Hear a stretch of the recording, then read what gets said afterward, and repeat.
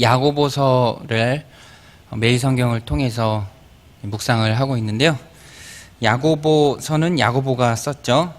사도 야고보가 아니라 예수님의 동생 야고보입니다. 동생이지만 예수님이 이 땅에 계실 때는 믿지 않았어요. 빈정되기도 했고 믿지 않았습니다. 예수님 승천하신 이후에 예수님을 구주로 영접한 것 같습니다. 늦게 믿어도 누구 못지않게 열정적으로 교회를 섬겼습니다. 사도행전에 보면 나오죠. 예루살렘 교회, 초대교회 기둥과 같은 역할을 야고보가 했습니다. 야고보서는 승리의 책입니다. 승리의 서신. 굉장히 간결한 문체고요. 라이팅 스타일이 아주 짧은 명제를 담고 있습니다. 그래서 우리가 마음속에 새기고 또 그 말씀대로 살아내기가 참 좋은 유익한 성경 중에 하나입니다. 야고보서를 읽는 가운데 우리가 승리의 삶을 살아야 하는데, 이제 승리를 위해서는, 이기기 위해서는 넘어야 할 산이 하나 있습니다. 야고보는 이걸 감추지 않고 야고보서를 시작하면서 바로 얘기합니다. 그게 뭐냐면 시험입니다. 시험을 이겨야 승리를 하죠. 당연하죠. 시험 이후에 승리가 오는데 시험을 이기는 게 너무너무 중요합니다. 오늘 말씀 주제가 시험인데, 먼저는 좀 오해를 풀 필요가 있어야 합니다. 시험에 대한 오해가 있죠. 우리의 삶은 고난의 연속입니다. 예수님 믿으면 고난이 없다. 예수님 믿으면 병도 안 걸리고 예수님을 믿으면 형통한다. 이거는 미신입니다. 이렇게 정의되는 기독교는 없습니다. 만약에 기독교가 이렇게 정의가 된다면 가장 저주를 받은 사람은 우리 주님이나 사도 바울이겠죠. 엄청난 고난 속에서 천국의 큰 고난을 통과하고 개선하신 우리 믿음의 선배들 앞에 그렇게 얘기하는 것은 굉장히 큰 신뢰죠. 예수 믿으면 평안만 있고 형통만 있지 않습니다. 그런 기독교는 없죠. 주님이 말씀하셨잖아요. 세상에서는 너희가 환난을 당하나. 세상에 있을 동안 우리는 어려움을 피할 수 없습니다. 예수님 말씀이에요. 바다에 나간 배가 바다에는 왜 이렇게 파도가 많아? 라고 말할 수 없는 것과 같습니다. 우리의 인생도 그래요. 죄가 있다면 태어난 게 죄죠.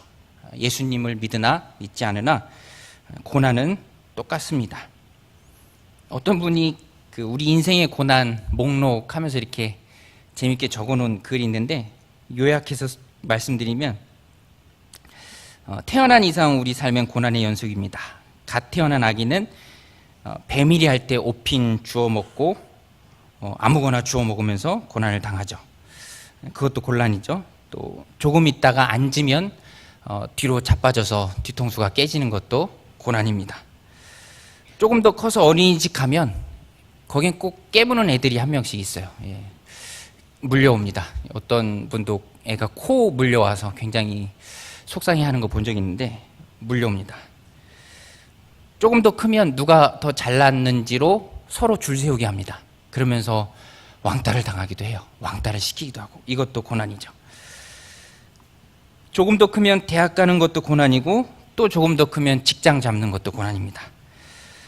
취직이 안 되는 것도 고난이죠. 조금 더 있으면 결혼하는 것도 고난이고요. 안 돼서 고난이고요.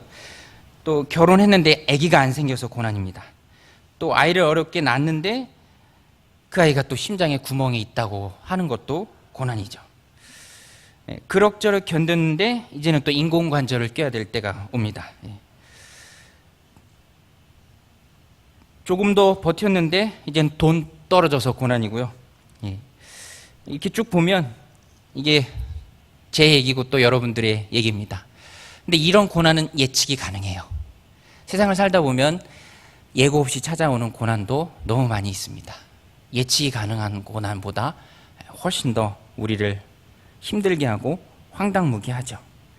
사랑하는 사람이 불현듯 우리의 곁을 떠날 때가 있습니다.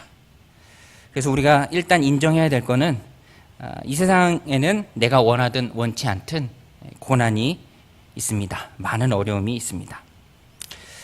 자, 그럼 이제 야고보가 얘기한 거를 보죠. 야고보서 1장 오늘 4절까지 읽었는데 2절로 4절입니다. 내 형제들아 너희가 여러 가지 시험을 당하거든 온전히 기쁘게 여기라. 이는 너희 믿음의 시련이 인내를 만들어내는 줄 너희가 알미라. 인내를 온전히 이루라. 이는 너희로 온전하고 구비하여 조금도 부족함이 없게 하려 함이라. 시험이 나오죠. 시험. 좀 현재의 말로 바꿔서 말하면 시험은요, 스트레스를 주는 모든 것입니다. 스트레스를 주는 것, 모든 것. 나에게 스트레스 주는 모든 것. 이걸 시험으로 보면 됩니다. 그래서 시험은요, 기억하세요. 외적일 수도 있고요, 내적일 수도 있습니다. 육체적일 수도 있고 정신적일 수도 있습니다. 이게 다 시험이에요.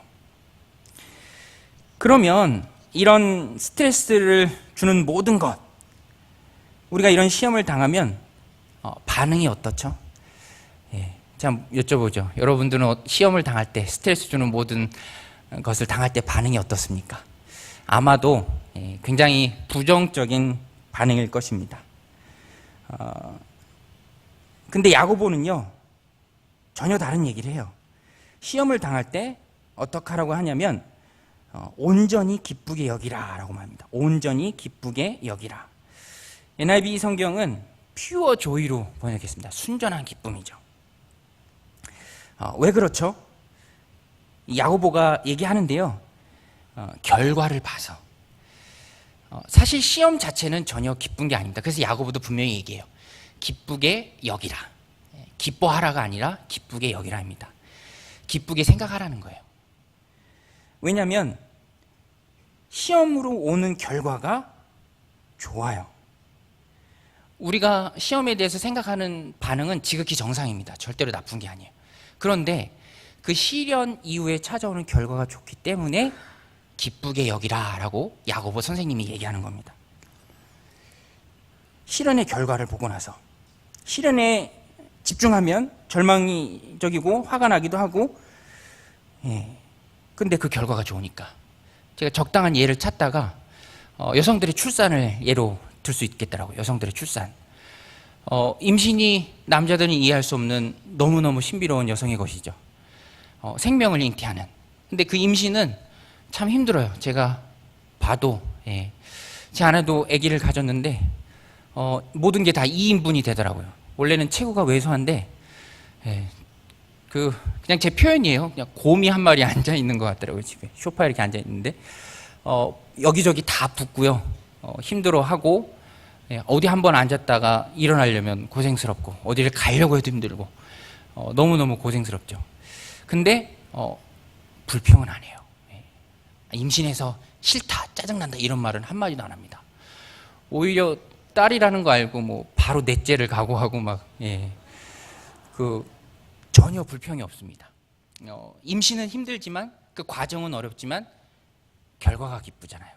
모든 여성들이 거의 다 그렇습니다.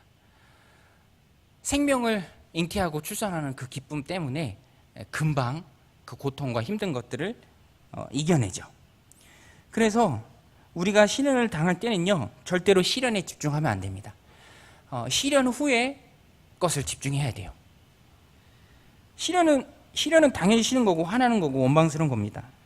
근데 그 결과가 좋아요. 오늘 야고보 선생님이 결과도 얘기해 줍니다. 그 결과가 뭐죠? 오늘 말씀에 보면은 온전하고 구비하여 조금도 부족함이 없는 사람이 되게 한다. 온전하고 구비하여 조금도 부족함이 없는 사람.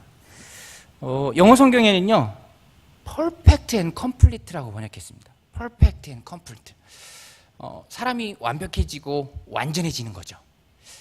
근데 이걸 우리가 문맥 그대로 받으면 안 되고요. 성경에서 어떤 사람이 완전해지고 완벽해진다는 것은 그 사람이 실제로 하나님 앞에서 완전해지고 완벽해진다는 것이 아니라 딱 한 분 계시죠. 완전하고 완벽하신 분. 그분을 닮아간다는 거예요. 그래서 야고보 선생님이 지금 여기서 얘기하는 것은 시련을 당할 때 그 믿음의 인내가 우리로 하여금 좋은 결과를 내게 하는데, 그 좋은 결과는 온전하고 구비하여 부족함이 없는 사람인데 그건 바로 예수님이죠. 예수님을 닮는다는 얘기입니다. 그래서 시련을 통해서 예수님을 닮아간다는 거예요. 참 여기서 중요한 질문을 한 가지 드려야 되는데, 제 성경 공부 인도할 때도 항상 드립니다. 여러분들은 축복 가운데 예수님 닮나요? 아니면 시련 가운데 예수님 닮나요?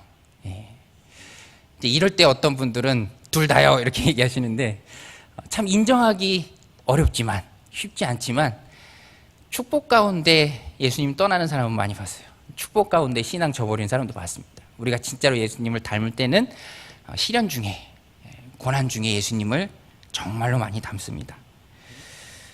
인정하지 않을 수 없는 사실이죠. 그래서 야고보 선생님이 기뻐하라는 거예요. 너희들에게 시련이 있을 때 기뻐하라. 너희가 예수님을 닮을 수 있는 정말로 소중한 기회다. 그런데 이런 성경 구절이 성경이 참 많이 나와요. 많이 나오는데 그런 질문을 또 우리가 할 수 있습니다. 왜 예수님 닮는 게 그렇게 중요하지? 저는 이 본문 보면서 그런 생각 해봤어요. 예수님 닮는 게 그렇게 중요한 이유는 뭘까? 여러분 그런 생각 해보셨습니까? 예수님 왜 닮아야 되죠? 제가 왜 이런 말씀을 드리냐면, 어떤 시련은, 어느 정도의 시련은 이 말이 가능해요. 그런데 어느 정도의 단계를 뛰어넘는 시련이 있잖아요. 그럼 너무 가혹하다라는 생각을 하게 돼요. 느낌상 예수님 닮기 위해 저 정도 시련을 받아야 되나? 예수님 닮는 게 소중하긴 한 건데 저렇게 많이 힘들어 해야 되나? 그런 생각을 하게 될 때가 있습니다.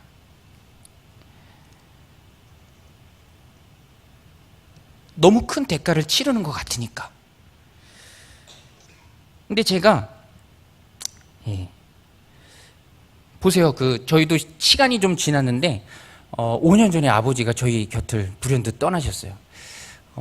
그러면 준비할 시간이 없어서 힘들거든요. 준비할 시간이 없어서. 저랑 형은 그래도 장성해서 가정을 꾸렸으니까 좀 덜합니다. 달라요. 근데 남겨두신 저희 어머니는 너무 힘들어 하시더라고요. 남겨두신 어머니 힘들어 하시는 것을 보는 게 너무 힘들었어요. 그런 생각을 좀 해보게 됐습니다. 그런 분들이 우리 주변에 너무 많이 있죠. 시련이 너무너무 극심한 분들이 많습니다. 그런데 그러다가 제가 한 가지 깨달은 게 있는데, 그게 뭐냐면 예수님 닮는 게 왜 중요하냐면, 예수님 닮는 게 이 세상에서도 좋지만 천국에 가서 굉장히 큰 차이를 내는 것 같아요. 천국에 가서 굉장히 큰 차이를 냅니다. 예수님 닮는 게. 이제 그걸 좀 제가 설명을 드릴게요. 야구를 좀 예로 들어볼게요. 저는 세상에서 제일로 지루한 게 야구 중계 보는 거예요. 왜냐하면 저는 운동을 하는 게 좋지, 이제 족구대회 할 텐데 제일 좋아하는 게 족구인데, 하고 부대 끼고 땀 흘리는 게 좋지 보는 거 별로 안 좋아해요. 그래서 성장할 때도 저희 집에 TV 하나였을 때 형이 독점하고 야구 중계 보는 게 제일로 싫었어요. 금방 끝나지도 않고. 저는 룰도 잘 모르고요.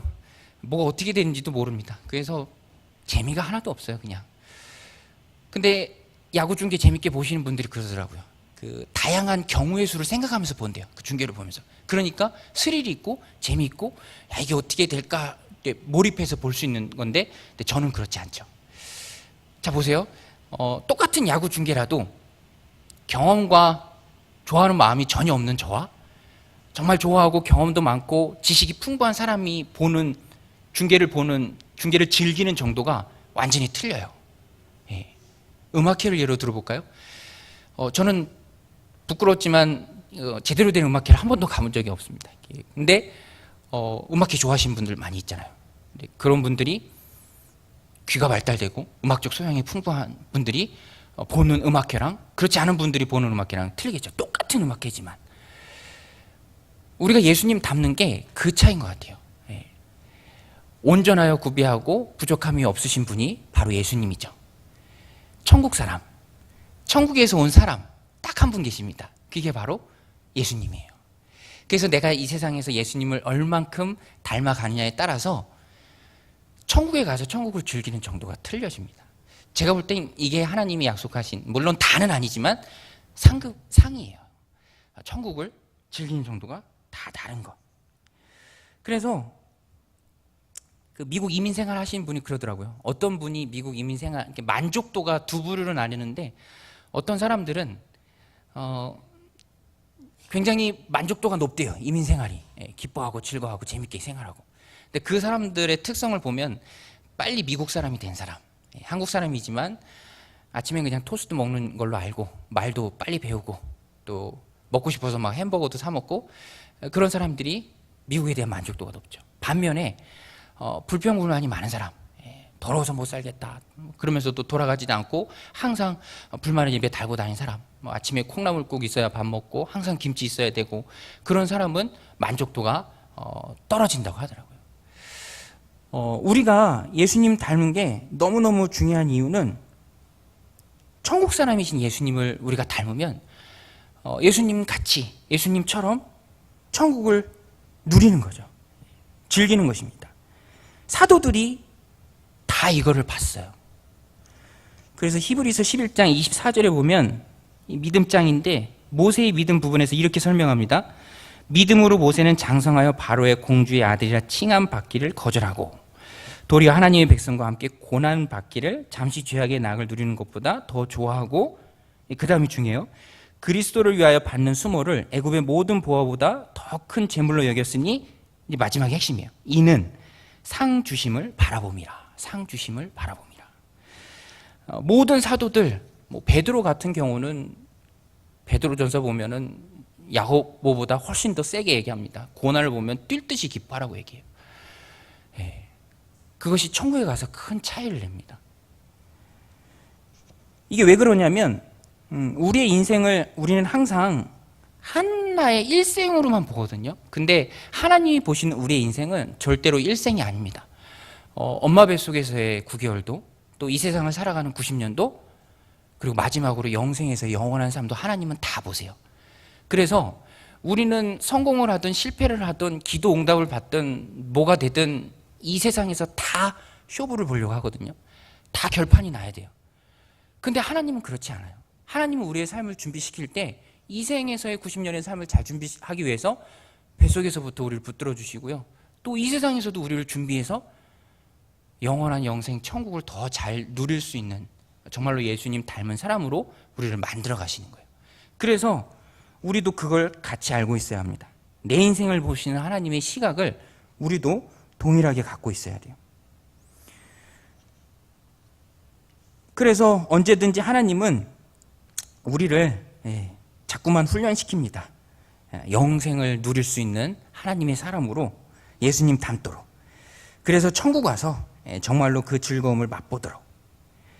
그래서 사도들은 이거를 다 본 겁니다. 세상의 기준을 볼 때 보세요. 사도 바울만큼 불쌍한 사람이 어디 있습니까? 날 때부터 로마 시민권자고, 부유하고, 혈통으로는 베냐민 집하고, 학식으로는 당대 최고의 석학인 가말리엘 문화생이었잖아요. 편안하고 보장된 미래를 그러나 다 거부하죠. 그리스도를 위해서 고난받는 것, 목숨도 드리는 것 절대로 아까워지 않았습니다. 천국을 준비하는 삶이 이 세상임을 사도 바울은 알고 있었던 거예요. 그래서 너무너무 기쁘게 그런 것들을 다 감당했죠. 베드로전서도 보면 고난을 만나면 뛸 듯이 기뻐하라.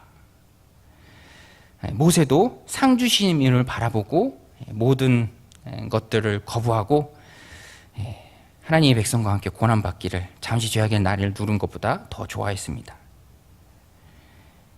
야고보가 고난을 잘 몰라서 이렇게 얘기하는가? 근데 야고보도 그 삶을 보면 고난이 굉장히 많은 사람입니다. 역사의 문헌에 보면 다 나와요. 그렇지만 영생을 바라봤기 때문에 고난을 기쁨으로 감당하죠. 자, 근데 여기서 중요한 한 가지 더 있는데, 시련 자체가 우리를 예수님 닮게 하는 건 아닙니다. 시련 자체가 우리를 예수님 닮게 하는 건 아니고요. 예수님 닮는 그 것과 시련 사이에는 하나가 더 있어요. 그게 뭐냐면 뭐죠? 오늘 말씀에 나오죠? 인내입니다. 인내. 시련이 우리로 하여금 인내하게 하죠. 인내가 헬라어로는, 저도 헬라어는 잘 모르는데 이 단어는 꼭 알고 있어야 합니다. 인내가 헬라어로는 휘포모네예요. 휘포모네. 휘포는 언더라는 뜻이거든요. 전치사, 뭐뭐 아래. 모네는 견디다입니다. 그래서 휘포모네 하면은 아래에서 견디는 거예요. 인내가 뭐냐? 스트레스 아래에서 견디는 겁니다. 모든 시험 중에 피하지 않고 견디는 거죠. 그래서 시험이 오면, 시련이 오면 유혹은 피해야 하지만 시련은 피하지 않고 맞서야 하죠. 물론 시련 중에도 피해야 될 시련이 있긴 합니다. 그렇지만 일단은 내가 이 또한 우리 하나님께서 내가 예수님 닮으라고 나에게 주신 것이고 허락하시고 필요해서 주신 것이니 받는다, 견딘다, 이 마음을 가지고 있어야 돼요. 자꾸만 피해버리면 예수님 닮을 시간이 없습니다.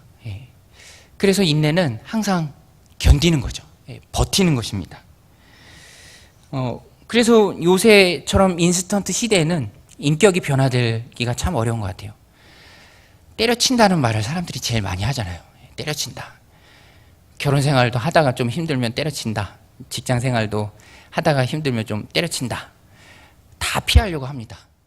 그러다 보니까 인격이 둬야 될 시간이 없습니다. 제가 방금 전 뉴스 속보 보고 왔어요. 그래서 사람들이 얼마나 참지 못하는지, 또 하남에서도 층간소음으로 굉장히 큰 일이 있었더라고요. 신장동 모 아파트라고 하는데 사람들이 왜 이렇게 못 참죠? 그때마다 피해버리니까, 버티지 않으니까, 인내하지 않으니까. 우리가 성경 읽고 기도하고 큐티해서 예수님 닮는 게 아닙니다. 그건 우리가 잘 알고 있어야 돼요.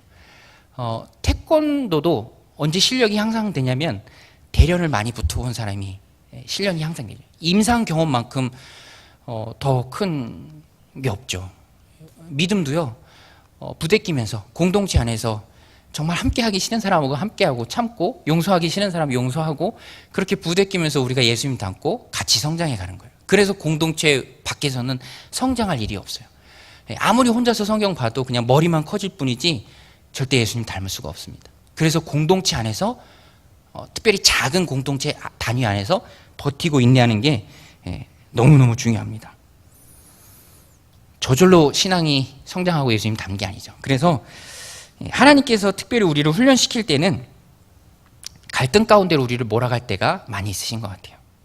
그때마다 저 사람 싫어하고 피해버리면, 바꿔버리면 언제 우리가 예수님을 닮겠습니까? 언제 또 어떻게 예수님을 닮아갈 수 있겠습니까? 그래서 우리가 예수님 닮기 위해서는 인내 가운데 버티고 인내하는 게, 시련 가운데 인내하는 게 꼭 필요합니다. 이 또한 하나님께서 나를 예수님 닮도록 하기 위해서 허락하셨을 것이다. 그렇지 않으면 정말 천국 가서 어른의 노릇만 하기가 쉬워요. 고린도전서 13장이 사랑장이죠. 그런데 사랑하고 가장 먼저 나오는 게, 사랑은 오래 참고입니다. 사랑은 오래 참고. 신앙생활에서 인내가 얼마나 중요합니까? 믿음이 인내죠. 아직 되지 않았는데 된 걸로 믿는 게 인내 아닙니까? 그래서 신앙생활에서 가장 중요한 게 또 인내입니다. 믿음으로 바라보고 인내하는 것. 기초가 인내죠. 우리가 하나님 의지하고 믿고 시련 중에도 버티고 참아내면 모든 것이 잘 되게 되어 있습니다. 여러분, 고난 중에 있으십니까? 그 또한 하나님께서 우리에게 필요해서 주신 줄 믿고 또 기쁘게 여기시기 바랍니다. 시련 중에 참고 인내하면서 예수님 닮아가시기 바랍니다. 믿음의 연단을 통한 사도들처럼 그 천국을 소유하고 천국을 힘있게 누리는 은혜의 종들이 되시기를 주님의 이름으로 부탁드립니다. 같이 기도하시겠습니다.